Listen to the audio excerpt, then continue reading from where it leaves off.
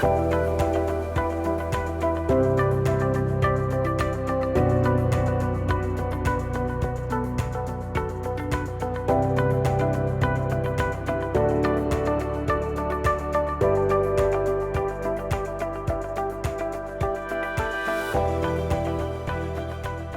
tal, Soraya? Hombre, aquí estamos, muy bien. Sí, muy bien. Bueno, a ver, ¿de qué quieres que hablemos hoy? Bueno, yo creo que sería muy importante hablar de las relaciones eróticas digitales, ¿no? Y de todo lo que supone para los chavales las redes. Yo como profesor de instituto, pues me parece que es un tema no solamente para la sociedad, evidentemente para el instituto, pero para la sociedad en general, ¿no? Preocupante porque los chavales yo creo que a veces sucumben en el mundo de la red, ¿no? Es muy interesante, veo muchas potencialidades y bueno, en este caso en concreto en las relaciones digitales y sobre todo en pandemia, pues más todavía pueden ayudar y potenciar esas relaciones, pero veo muchos también problemas, dificultades, que llevan luego a problemas personales, psicológicos, y por eso me encantaría que me hablaras de algunos conceptos que son muy técnicos, ¿no? Que a mí a veces me suenan, pero que yo creo que en general la gente desconoce. Vale, genial. Yo algunos de ellos los he tenido que mirar también porque bueno, me sonaban pero no sabía exactamente qué significaban. Y creo que es importante hablar eso, de lo que es la identidad digital y de esos conceptos, ¿no? Vale, pues si te parece podemos empezar tratando de definir, bueno, definir es un poco complejo, ¿no? Porque vamos a tratar estos conceptos de una manera como más informal para que todo el mundo lo entendamos. Entonces, tanto como definición no, pero sí que alguna pauta para poder entender lo que es una identidad digital y lo que es una narrativa digital, que son quizás los conceptos como muy básicos y muy sencillos para poder aprender y para poder empezar a hablar ya de lo que pasa en las redes sociales, ¿no? Bueno, pues el primer concepto, que es el de identidad digital, básicamente es lo que tiene que ver con cómo nos presentamos en las redes sociales. O sea, cómo configuramos nuestros perfiles en redes. Muchas veces se habla del concepto de identidad digital para hablar de tema de trabajo, identidad digital desde el punto de vista también social, político, pero cuando hablamos de personas jóvenes, evidentemente, tenemos que atender mucho a la parte íntima, porque al final una persona adolescente tiene pues su cuerpo, su cara, algún hobby, algún gusto, pero la realidad es que la vivencia adolescente está en construcción, ¿no? Es un proceso identitario de construcción y esas identidades digitales evidentemente reflejan eso. Y por ello, la mayoría de las ocasiones, las identidades digitales de las personas jóvenes tienen mucha importancia la imagen, la cara, el cuerpo y bueno, también los referentes, desde estereotipos de género a referentes de influencers, de los que luego si quieres hablamos un poquito más. Y luego las narrativas digitales, que por simplificar mucho sería lo que las personas cuentan en las redes sociales, es decir, cómo se expresan, los comentarios, la manera de hablar, todo lo que tiene que ver un poco más con el modelo de comunicación explícito, por decirlo de alguna manera, porque las identidades también son comunicación, cómo nos representamos ante los demás y las demás, evidentemente también forma parte de un proceso comunicativo, aunque no sea, digamos, el explícito, ¿no? La palabra, la voz. Y eso sería un poco, para dar una pequeña definición inicial, la diferencia que hay entre identidad digital y narrativa digital. Y otra cosa importante es que las identidades digitales, digamos que suelen ser más estables en el tiempo. Por supuesto, podemos cambiar de foto de perfil en una red social, en Instagram, ¿no? Pero sí que es verdad que tiende más a ser algo más, bueno, pues, que permanece en el tiempo, más planeado por la persona, creado por la propia persona, y en cambio las identidades varían y además aquí lo que dicen terceras personas de mí es importante, no solamente importa lo que yo digo, sino lo que otros y otras dicen de mí, los comentarios que hacen de mí, las fotos en las que me etiquetan. Y esto es importante también para entender pues, algunas dificultades que pueden surgir del uso de las redes. Por ejemplo, el conocido ciberbullying. No vamos a hablar específicamente de ciberbullying, pero sí que es importante que entendamos que las narrativas, ese elemento más líquido, más en movimiento, es el que de alguna manera determina pues, algún tipo de dificultad o de problemática derivada del uso de las redes sociales. Sí, porque en definitiva, efectivamente, la identidad ya no solamente cómo uno se quiere presentar al mundo, ¿no? Sino que es, como bien dices, cómo los demás te ven y cómo hablan de ti. Absolutamente. Porque aparte, el rastro que deja la red es un rastro, bueno, aparentemente fugaz, pero que en cualquier momento se puede buscar, ¿no? Esa narrativa y esa historia de la persona, ¿no? Efectivamente. Yo, no sé, cuando pienso en este tipo de cosas, ¿no? sobre todo en el caso de las redes. Me acuerdo del famoso mito de Platón, la caverna, que es un mito muy universal. Sí.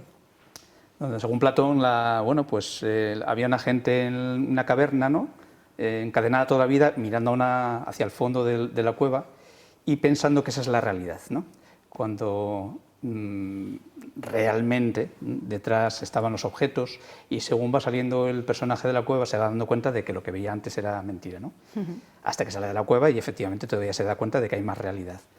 Entonces, utilizando esta metáfora de la caverna, bueno, yo cuando hablo de redes digitales y pienso en ellas, me parece que es un poco una caverna, ¿no? Una caverna en el sentido de que hacemos ver a los demás lo que queremos de nosotros mismos, pero está la dificultad, no solamente es la red, sino socialmente también ocurre, ¿no? de lo que los demás piensan y dicen de nosotros.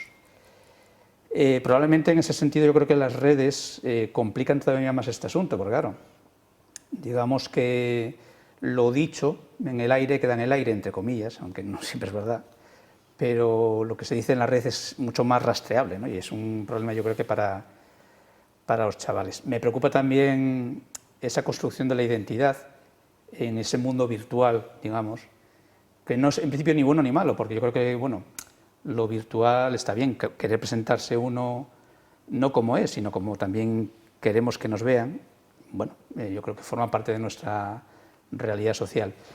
Pero me preocupa un poco esa parte de la caverna, ¿no? Cuando digamos, de alguna forma mostramos algo que no es nuestro yo, ¿no? Que no es nuestra identidad. Acaba siéndolo, es una identidad digital, pero no es nuestra identidad real. Yo creo que eso a veces, y sobre todo en esta época de la adolescencia, lleva a problemas un poco de autoconciencia, ¿no? Y que, bueno, luego genera problemas cuando tú no eres la persona que estás mostrando que eres. No sé qué piensas de eso. Una cosa súper llamativa de lo que me estabas contando es que a medida que me lo estabas diciendo me estaba viniendo a la cabeza, ¿no? El tema de que las cosas quedan no rastreadas, sino que se puede luego encontrar las cosas que ponemos en Internet, ¿no? Que queda rastro de lo que hacemos, y es completamente cierto. Y muchas veces ese rastro no lo vamos a poder llegar a monitorizar nunca, verdaderamente, porque es un rastro que a veces no es ni siquiera explícito, ¿no? Queda por debajo. Bueno, sabemos que las redes sociales son empresas y que de alguna manera hay cierto uso económico de nuestros datos, ¿no? De manera, eso como te digo, que muchas veces no podemos nosotras mismas detectar. Pero una cosa muy, muy curiosa, que he encontrado en varias investigaciones que he hecho sobre el tema, precisamente en una que estoy trabajando ahora mismo, es que a pesar de eso, las personas jóvenes prefieren discutir a través de Instagram o de WhatsApp, sobre todo WhatsApp, que a la cara.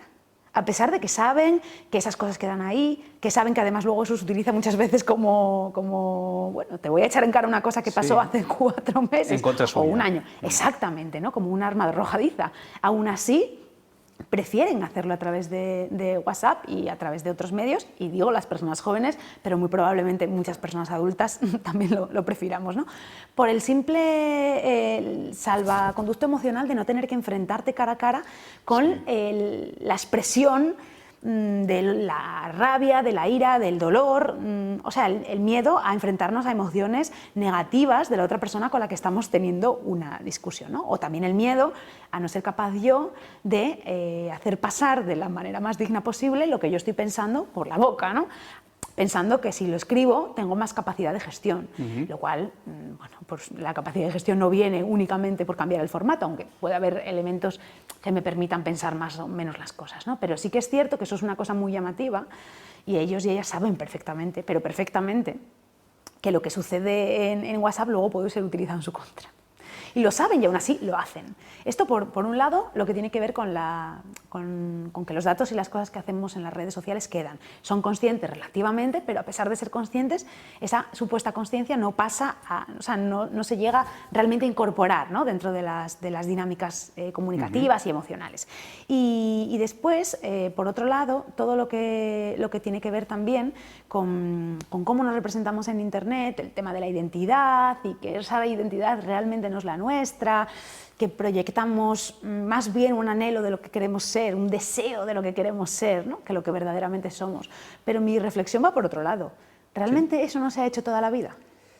Cuando tú te enfrentas a una persona que te gusta, quedas con alguien que te gusta, no vas vestido en pijama como estás en casa. Es decir, ese elemento performativo del juego con nuestra propia identidad, por supuesto, esto nos ofrece pues, múltiples posibilidades, ¿no? Desde filtros para ponernos más guapos o guapas según una idea hegemónica de la belleza, o retoques, o mismamente discurso muy elaborado, ¿no? Que eso es más difícil, o era más difícil hacerlo en la era previa a lo digital, en la que bueno, parecía que todo era más natural, aunque verdaderamente esa preparación previa existía de otra manera, ¿no? Entonces, mi reflexión en torno a esto es, ¿verdaderamente somos algo? Es decir, ¿nuestras identidades son siempre reales o verdaderamente la propia identidad es un concepto construido, ¿no? por nuestro deseo de encajar también en un ideal de belleza, en un ideal social, cultural, y esto para las personas adolescentes pues tiene una importancia clave, ¿no? Antes con el fenómeno fan, desde las Spice Girls hasta bueno, cualquier serie, actor, actriz que podía salir, ¿no? Música y demás,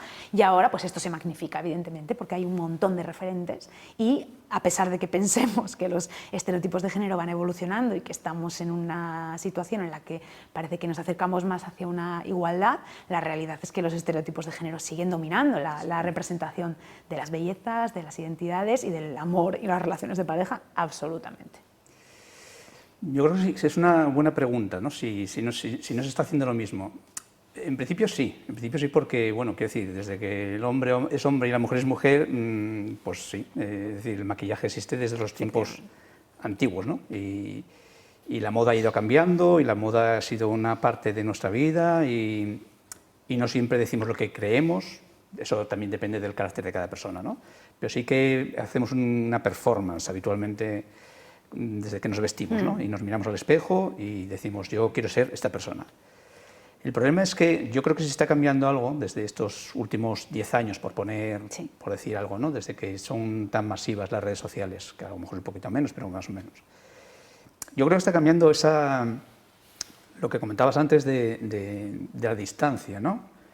El hecho de que tú el mundo virtual todavía lo puedes cambiar mucho más de lo que era antiguamente. Es decir, el maquillaje te cambia, evidentemente, y te quita una arruga o te pones una peluca y pareces que llevas pelo y no, aun cuando no la tienes, pero es todo mucho más perceptible, yo creo. Es decir, el cara a cara, yo creo que hace que las personas nos conozcamos más. El lenguaje corporal, ya para empezar, cosa que hay un cierto lenguaje corporal también en la red, ¿no? Pero que bueno, puede desaparecer absolutamente si tú simplemente te muestras por un texto, ¿no? Y no por una imagen.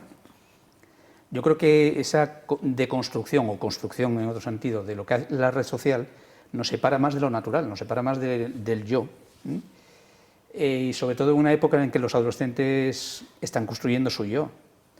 Yo creo que hace que probablemente eso que es tan necesario, que es el contacto natural con la persona, se obvie, ¿no? O se posponga y por tanto haga que, bueno, que nuestros chicos y chicas tengan que hacer eso más adelante o que no lo están haciendo bien en ese momento, ¿no? No están haciendo bien como en el pasado. Yo creo que en realidad esa parte de no estar en contacto con los demás, ¿no? Hace que no sea una identidad real. Me parece que es una identidad poco impostada, ¿no? De hecho, bueno, pues las palabras también van diciendo cómo la sociedad va cambiando y la palabra postureo, ¿no? Por ejemplo, es algo que usamos de vez en cuando para decir, bueno, es que eso es postureo, ¿no? Sí. Postureo siempre ha habido, pero yo creo que las redes en general fomentan aún más el postureo, ¿no? Y bueno, el postureo es no ser tú. Entonces yo creo que al final somos lo que querríamos ser, pero no lo que somos. Yo creo que en ese sentido es negativo. En esa parte yo la veo como negativa para lo que es la construcción de la identidad de cada uno, ¿no? Y en línea también con esta idea de bueno, la comunicación o no, o el contacto o no, con otros y con otras, es curioso como, a pesar de que parece que el contacto físico, por llamarlo de alguna manera, viene detrás, ¿no? Como que tardamos más en contactar realmente de manera analógica con las personas, la realidad es que a pesar de ello, a través de un perfil en una red social estás constantemente sometida a la valorización del otro. a través de los me gustas, a través de los comentarios, y esto es bastante perverso. O sea, yo muchas veces pienso cómo no serían las personas adultas de hoy en día si hubiéramos vivido una adolescencia en un entorno en el que estamos en evaluación continua, y además no solamente esa evaluación, bueno, continua, ¿no? Relacionándolo con el ámbito, más que continua, constante, ojalá fuera continua, ¿no? Es una valoración constante y además una evaluación bastante perversa, porque es una evaluación en base a unos estándares irreales y completamente inalcanzables, pero no porque tengamos que esforzarnos mucho para alcanzarlos, es que aunque nos esforzáramos toda la vida, verdaderamente esos estándares a los que en muchas ocasiones anhelan, repito, muchas veces hablamos de las personas adolescentes y no somos conscientes de que las personas adultas socializadas en redes sociales, que somos muchas, por ejemplo la gente de mi generación, que llegamos un poco tarde a las redes, pero llegamos y vivimos parte de nuestra juventud en ellas, también estamos de alguna manera limitados o encorsetadas en ese tipo de estándares, ¿no? Ya te digo, desde de belleza hasta tema económico, vidas con unos consumos muy altos, con un tipo de casas. Esto se ve mucho con todo el tema de la cuarentena, ¿no? La gente haciendo videoconferencias o viviendo sus confinamientos en casas con, bueno, verdaderamente de un nivel adquisitivo, o sea, gente de niveles adquisitivos muy altos. Y eso se acaba viendo también como un estándar que se une a ya todos los que teníamos, que tienen que ver con el aspecto físico, con elementos sociales y culturales, con el grupo de pares.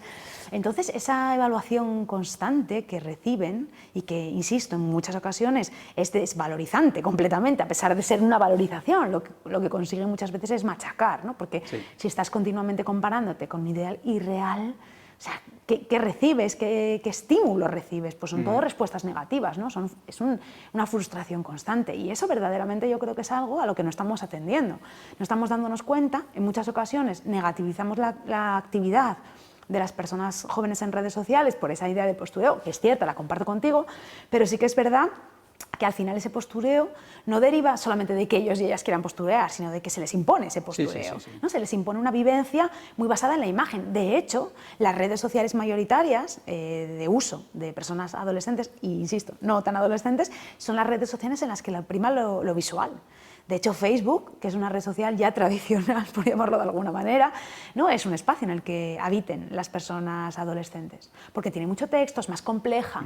En cambio, Instagram empezó, bueno, hace pues más o menos, como podríamos poner el punto de inflexión en el que Instagram empezó a popularizarse, en el año 2013-2014, aunque existía antes, pero a partir del 2013-2014 Instagram empezó a popularizarse mucho, empezó a ser el centro de la vivencia digital de muchas personas que consumían y que utilizaban redes sociales, y uno de los elementos, otros muchos, un marketing brutal, bueno, muchas cosas, pero uno de los elementos que marcó ese punto de inflexión fue su carácter eminentemente visual, que conecta además con todas las emociones, ¿no? Con el sistema límbico. Bueno, hay incluso estudios que tratan de analizar esto desde la perspectiva de las neurociencias, porque el elemento de lo visual y cómo procesamos lo visual y cómo ahora mismo es, el elemento clave de comunicación y de interacción con las máquinas y con otras personas, al final acaba marcando una dinámica de consumo de redes sociales clara, que ahora mismo la podemos ver ya con TikTok. Sí. ¿No? De la imagen en formato plano fijo a la imagen ya multimedia, con audio, etcétera, que es lo que serían las historias de Instagram, o TikTok, que ahora es otra de las redes sociales junto a Instagram que domina este panorama, ¿no? de lo digital en las personas que consumen redes sociales. Sí, estoy de acuerdo. Yo creo que digamos que hay cierta tiranía o dictadura de la imagen, ¿no? Porque, bueno, nosotros somos imagen, pero somos también palabra. Claro. Y, de hecho, la palabra yo creo que es una parte fundamental creo, ¿no? No es que lo crea yo, es una parte fundamental de la construcción del ser humano. Yo creo que cuando la red social acentúa más la imagen que la palabra, está falseando ya nuestra identidad, y más en un joven, ¿no?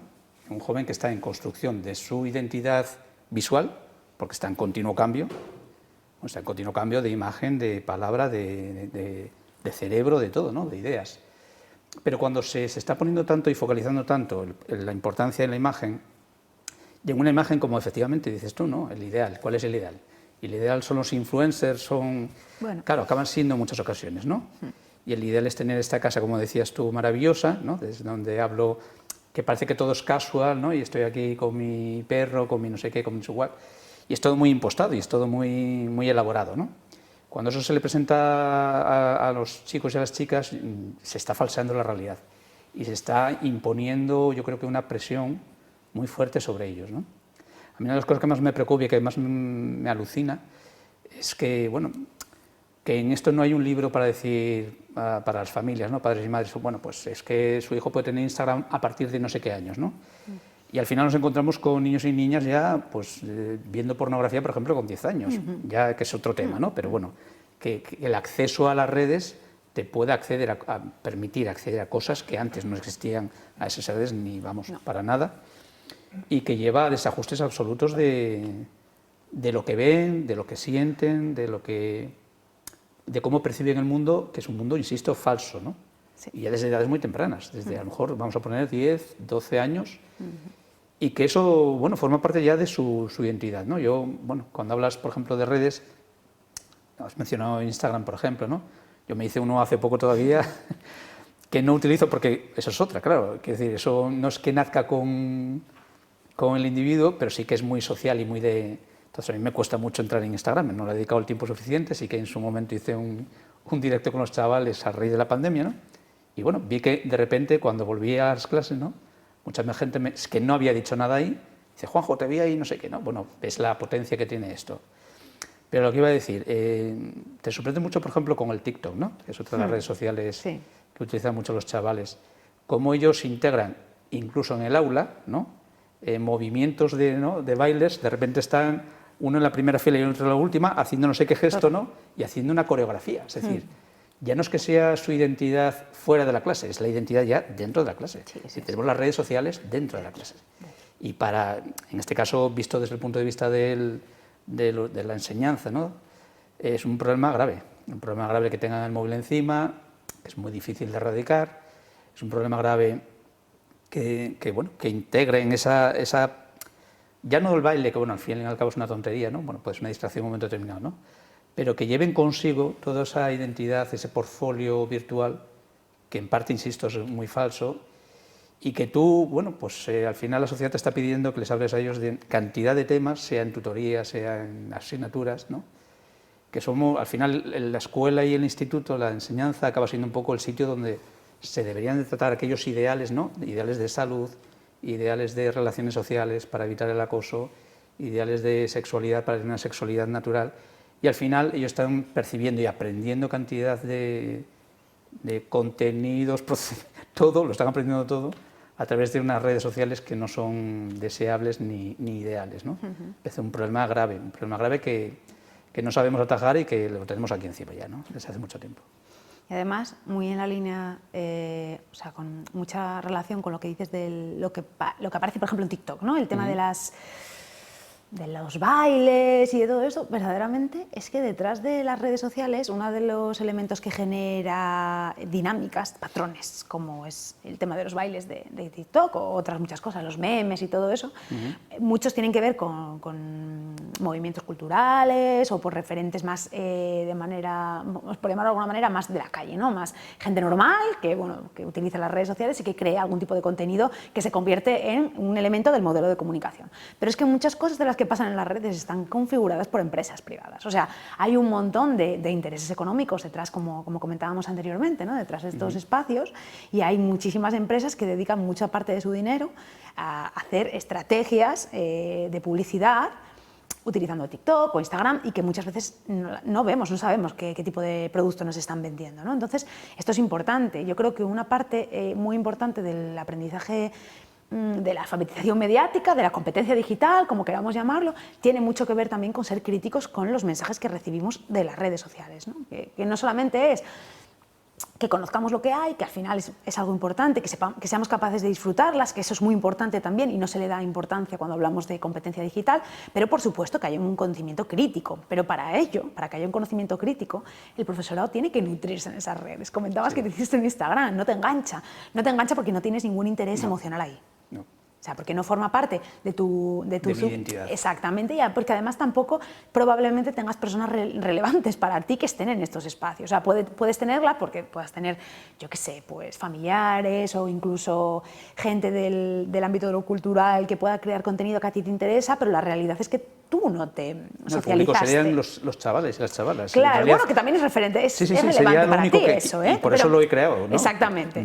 Sí, pero ese, al final, el profesorado, yo creo que una de las partes importantes que tiene que hacer para poder entender qué es lo que pasa aquí es meterse en este tipo de redes. O sea, meterse, nutrirse o desnutrirse, como queramos llamarlo, de lo que ahí sucede, comprender por qué estos chavales en clase hacen ese baile de TikTok. ¿Qué es lo que les mueve? Me parece fundamental como profesor o profesora ahora mismo del siglo XXI, ¿no? Medio pandemia y post-pandemia, ¿no? Que decir, es el mundo que tenemos, Sí. y ahora las redes están ahí, que decir que ya no es... Ha marcado, además, en este momento más que nunca. Sí, efectivamente. Ahora mismo es estos 8 meses que llevamos, el momento en que yo creo que, vamos, tienen que estar haciéndose así, ¿no? Frotándose las manos. Entonces yo creo que es importantísimo para el profesorado, efectivamente, como dices, nutrirse, de conocer las redes sociales, ¿no? Aunque sea mínimamente, para poder entender a los chavales. Eso como principio, ¿no? Y por otro lado, el tema que comentabas de las empresas, me parece que es un tema muy preocupante. Bueno, yo hace poco todavía vi un documental de gente que trabajaba precisamente para todas estas empresas, ¿no? Sí.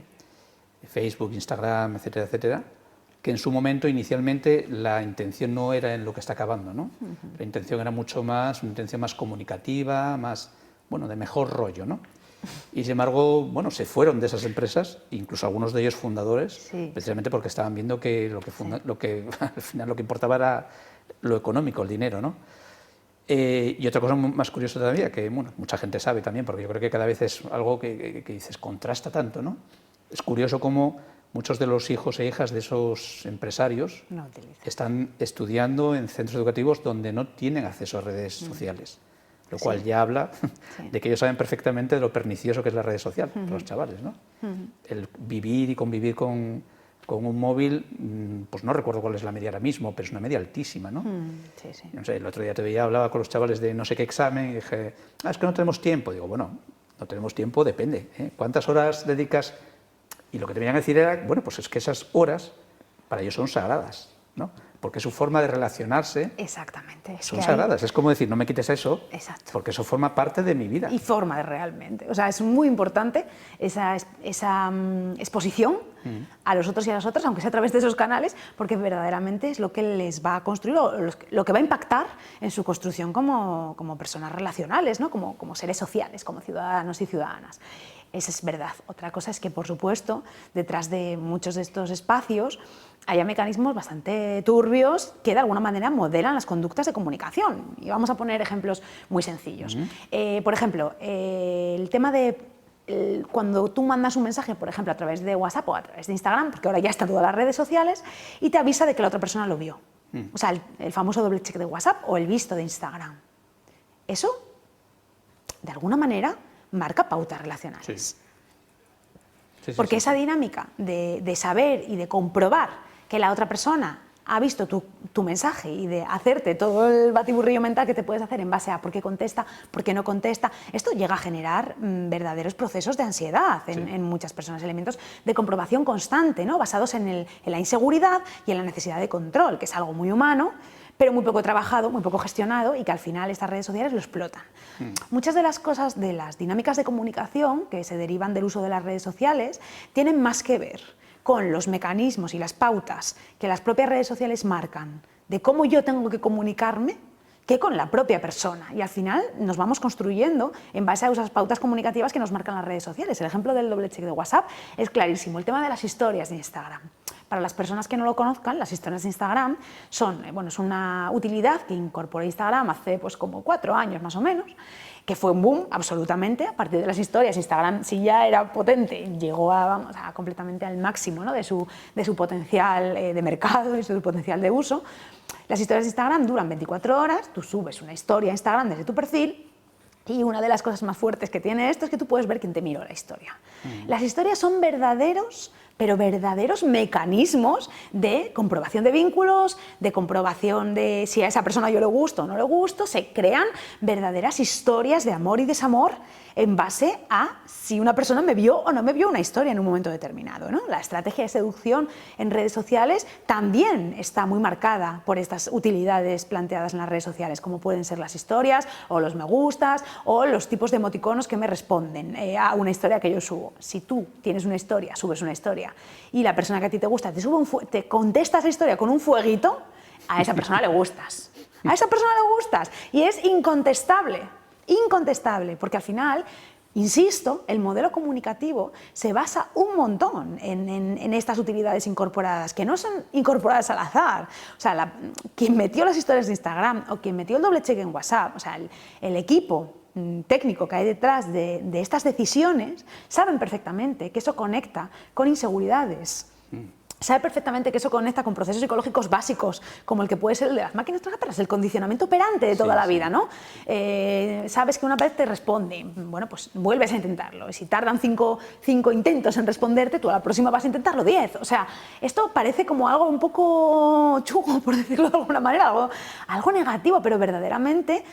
Insisto, nadie creó, aunque en el inicio puede ser que detrás de Facebook o de Instagram hubiera intencionalidad de generar un movimiento comunicativo global. La realidad es que ahora mismo estas empresas no tienen como intención que seamos amigos, ni que nos comuniquemos mucho, sino generar rendimiento económico.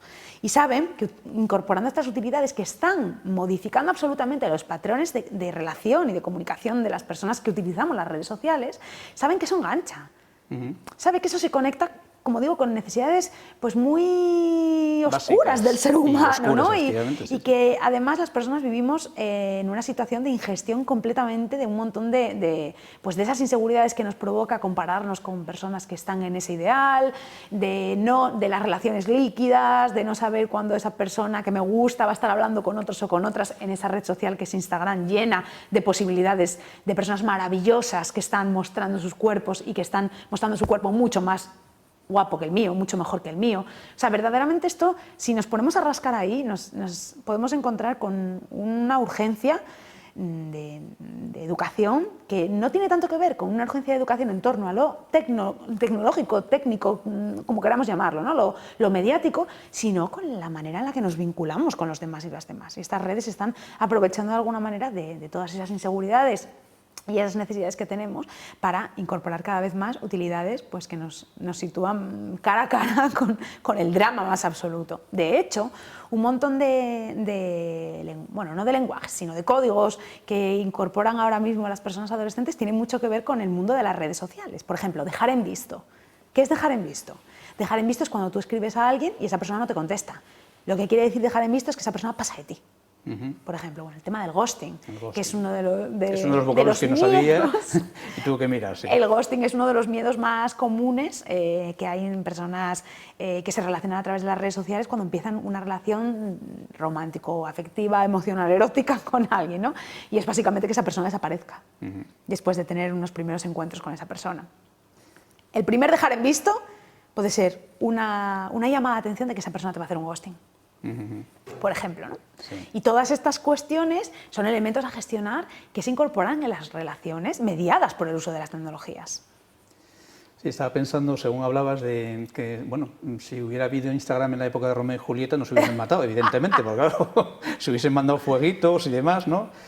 Sí, el problema de la afectividad y de las relaciones luego sexuales, ¿no? entre chavales, ¿no? Que también para eso se utilizan la erótica, digamos, sí. ¿No? de los chavales.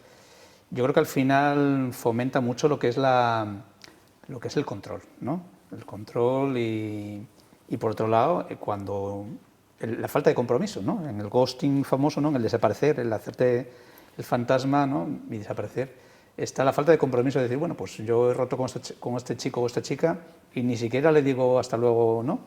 Me voy, ¿bien? Y desaparezco. Yo creo que facilita tanto las redes sociales esa falta de compromiso, ¿no?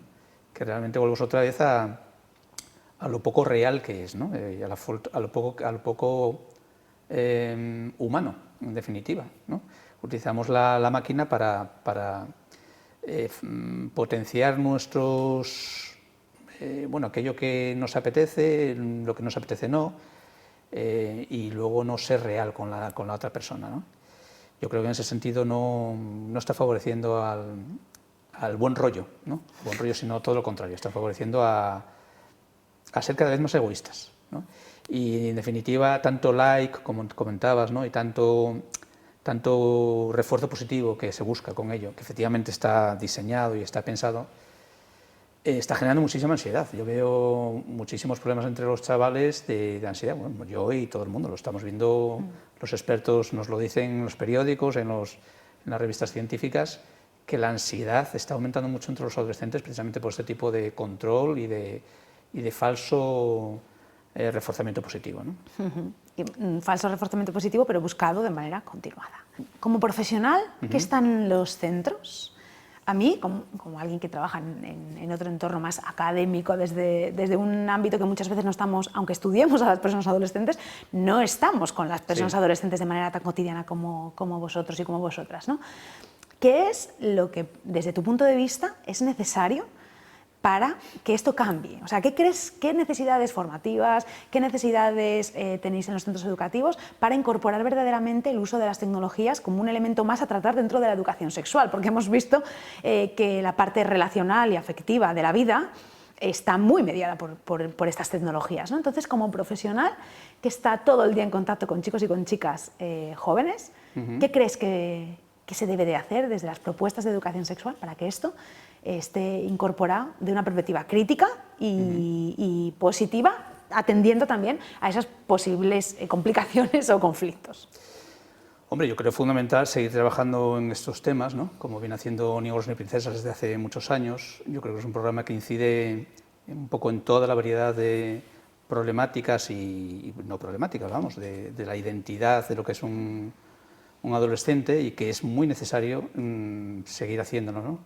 El problema es que quizás no llega a todo el mundo por el propio sistema, ¿no? El sistema es un sistema que no para, y que la inercia del sistema es lo fundamental teóricamente, son los contenidos teóricos, ¿no? Son las asignaturas, es mi asignatura, este tema, es al final titular la ESO, es llegar a la BAU en condiciones óptimas. Con lo cual, todo esto que es muy fundamental, ¿no?, para la identidad de nuestros adolescentes, no se está trabajando tanto ni por todo el profesorado ni a los niveles que se debiera, ¿no? Debería haber una mayor coordinación en los centros. Y bueno, sí es cierto que el programa está ahí, pero yo creo que desde la Consejería de Educación o desde cualquier centro educativo debería de potenciarse mucho más trabajar estos temas, ¿no? Por un lado, el tema de la educación afectivo-sexual, y por otro lado, la reflexión sobre las redes, sobre los mecanismos, redes digitales, etcétera, etcétera, ¿no?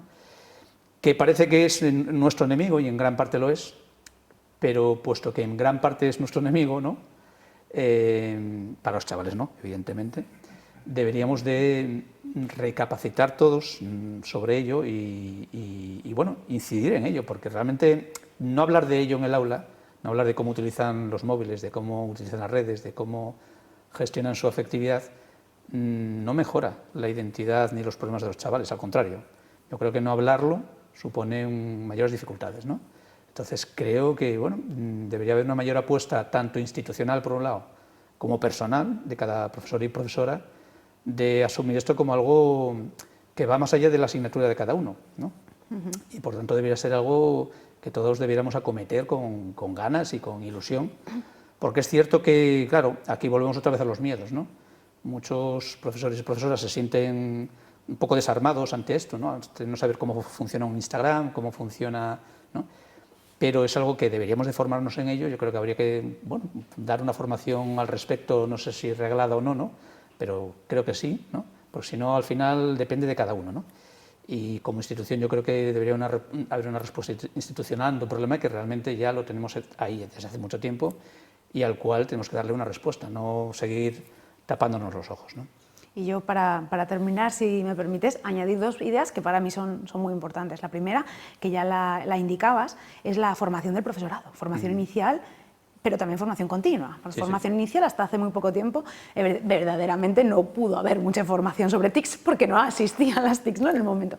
Pero bueno, yo creo que ahora mismo sí que se está intentando incorporar desde miras, bueno, ya sea el máster de formación del profesorado de secundaria, como las titulaciones de maestro y maestra, determinado tipo de formación respecto a las TIC. Poco a poco, también, por supuesto, depende mucho de la intencionalidad que tenga el profesorado que lleve a cabo esta formación inicial del profesorado, nunca mejor dicho, pero creo que eso es importante, que además nos quitemos la idea de los nativos digitales, que es una idea que realmente es muy negativa, porque verdaderamente eso de nativo digital es mentira. O sea, que un chico o una chica sepa usar técnicamente no quiere decir que sea capaz de apropiarse críticamente de las tecnologías, ¿no? Entonces, romper ese miedo, y al final un profesor o una profesora, aunque no sepa tecnología, puede aportar mucho a nivel crítico y a nivel de contenidos respecto a esas tecnologías que le pueden parecer marcianas inicialmente, que eso es, bueno, un aprendizaje que se adquiere. Sin más, meterse en Instagram, quitarle el miedo a meterse en Instagram y a TikTok, y bueno, que hay cosas positivas también y que hay que tratar de sacar esa potencialidad. Eso por un lado. Y por otro, apostar clarísimamente porque la educación sexual sea un contenido dentro del currículum educativo, ¿no? Un contenido que tenga su forma, que tenga su marco teórico y que tenga su espacio también para la evaluación, porque lo que no se evalúa ya sabemos que no existe, ¿no? Ya no como asignatura, que creo que es muy complejo dentro del marco que tenemos ahora mismo legal dentro de la educación secundaria obligatoria o educación obligatoria en general, pero sí como un contenido formal y como un contenido que nos acerque una vivencia de la sexualidad positiva para todos y para todas, desde un principio de equidad y con una perspectiva feminista. Totalmente de acuerdo. Bueno, yo creo que más o menos hemos tenido un ratín para poder discutir de todo supuesto, esto. Esto lleva muchísimos Queda más mucho, temas. Yo creo que tenemos que volver a juntarnos para seguir. A ver si consigo que hagamos un TikTok juntos. Perfecto. Y que hagamos unos bailes de esos para que les enseñes a los chavales en clase. Van a quedar flipados. Yo solo te lo digo. Les encantaría. Van a quedar flipados. Pues muchas gracias, Juan. Igualmente, Soraya, un placer. Hasta la próxima.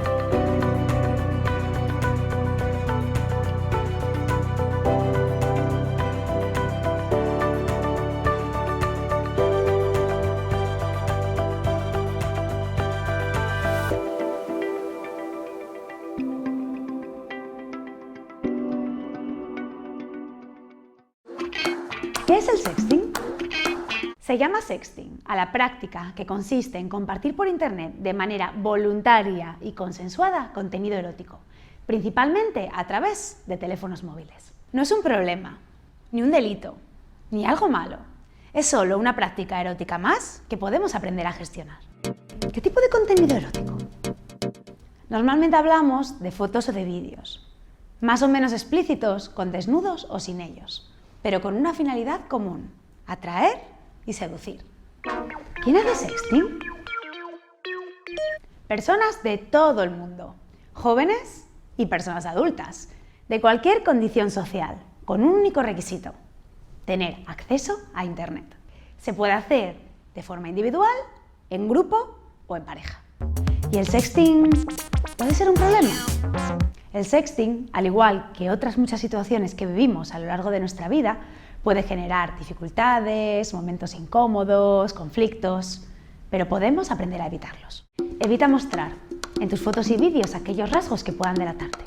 Cuidado con la cara, las marcas de nacimiento, los tatuajes y piercings y objetos como pulseras o colgantes que puedan evidenciar que eres tú. Retoca, recorta, borra. Cuidado con los fondos, los peluches y los cuadros de la comunión. Utiliza la imaginación y recuerda que el sexo no está solamente en los genitales. Utilizar WhatsApp o tu perfil personal de Facebook, Instagram o Badoo no es una buena manera de compartir este tipo de contenidos, ni siquiera aunque utilices los mensajes privados. Utiliza herramientas que te permitan compartir tus contenidos de forma anónima y solo con quien tú desees. Y además que te den la opción de borrarlos más tarde. Un buen ejemplo de este tipo de herramientas es Ingur. Otra opción es utilizar una dirección de correo electrónico que crees especialmente para este fin, utilizando un nick o un apodo, sin dar tus datos personales. Piensa y valora siempre antes de enviar la foto o el vídeo. Piensa si confías realmente en esa persona. Piensa si estás seguro o segura. El sexting es una práctica erótica más. Ni es imprescindible ni es necesaria. Hazlo solo si deseas hacerlo. No es sexting si envías tus fotos o vídeos a una persona y esa persona la comparte sin tu permiso. No es sexting Si alguien te hace una foto o un vídeo sin avisarte y la comparte sin tu permiso. No es sexting. Si tras una ruptura o un conflicto, tu ex publica contenido íntimo sin pedirte permiso. No es sexting. Si te están chantajeando, obligando o amenazando.